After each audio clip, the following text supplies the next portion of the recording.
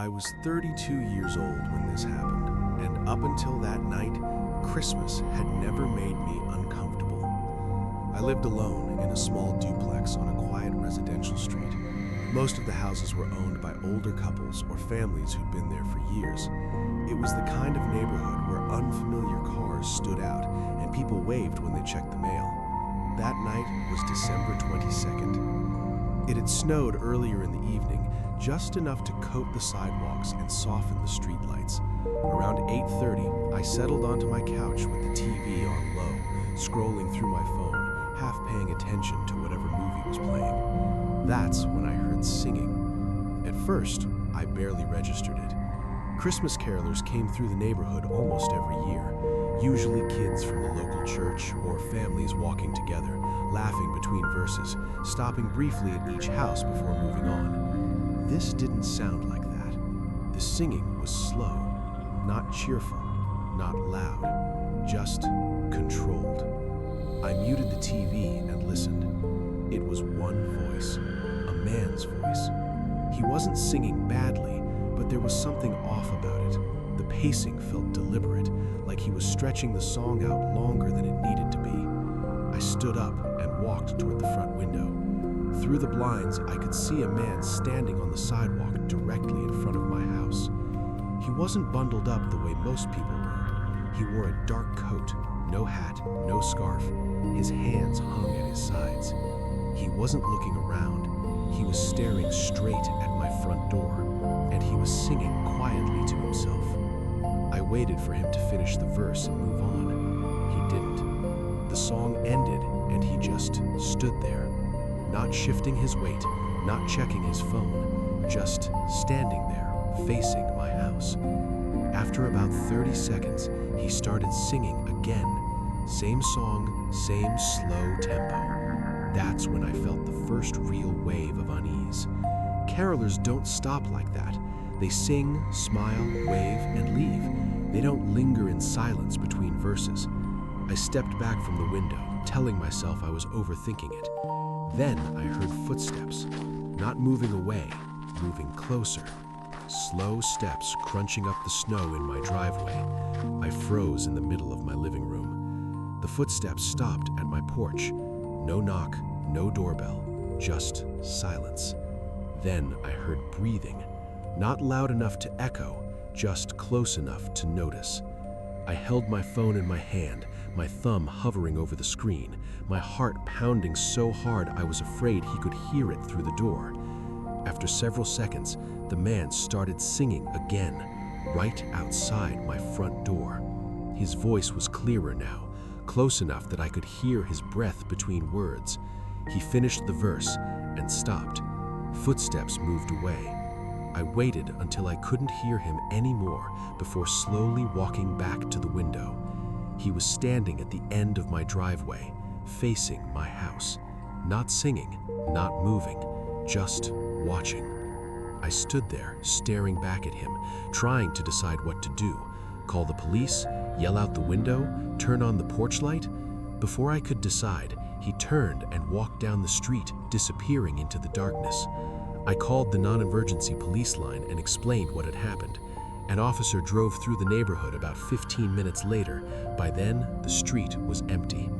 I didn't sleep that night. The next morning, I opened my front door and immediately noticed the footprints.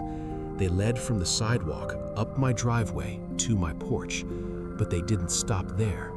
They went around the side of the house, then behind it, then back around the other side. The footprints circled my home, every window, including the one outside my bedroom. There were no prints leading to my neighbors' houses, just mine. I stayed with a friend that night. 2 weeks later, I moved out. To this day, I don't know who that man was or what he wanted, but every December when I hear Christmas music drifting through the air, I don't feel festive anymore. I wonder who's listening and whether they're closer than I think. I was 13 years old, the year I learned that Christmas Eve can be terrifying. Up until then, Christmas had always felt safe, predictable, warm. Even when things went wrong, they was the kind of wrong you could laugh about later.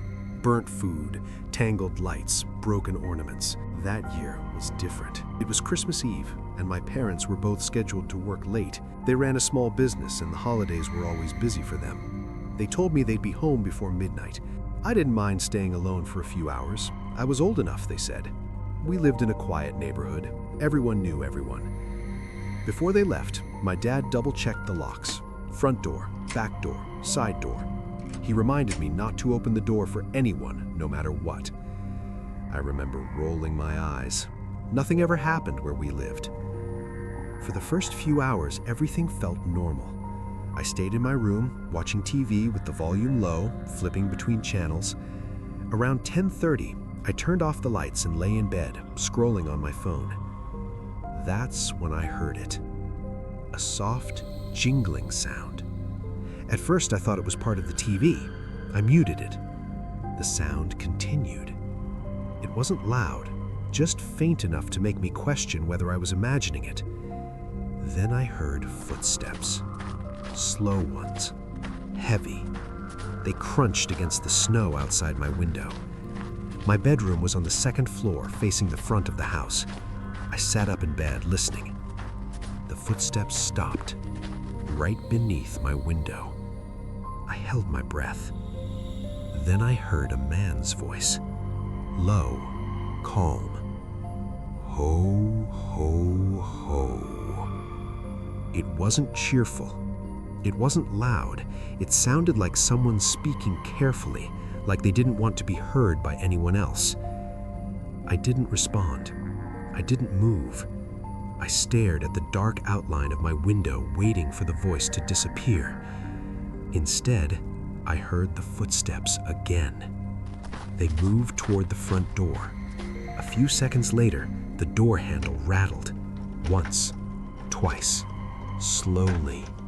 Whoever was outside wasn't trying to force it open.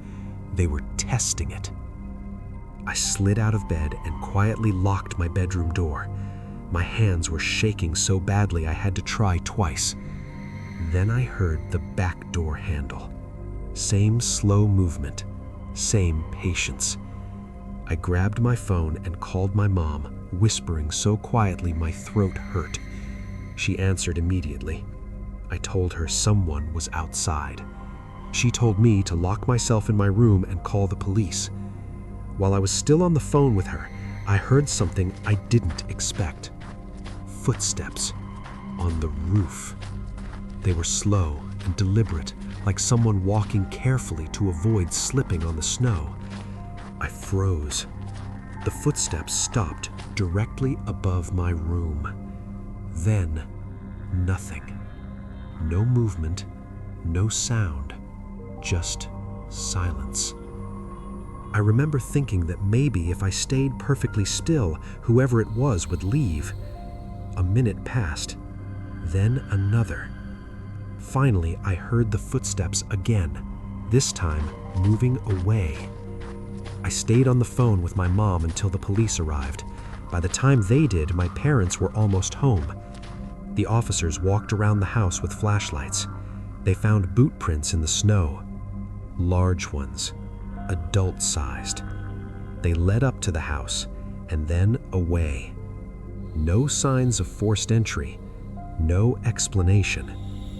One of the officers joked that it was probably a drunk guy messing around, but none of them laughed. That night, I slept in my parents' room with the lights on. Years later, my dad admitted something to me. When the police checked the roof, they found scuff marks near my window. Someone had been standing there, listening.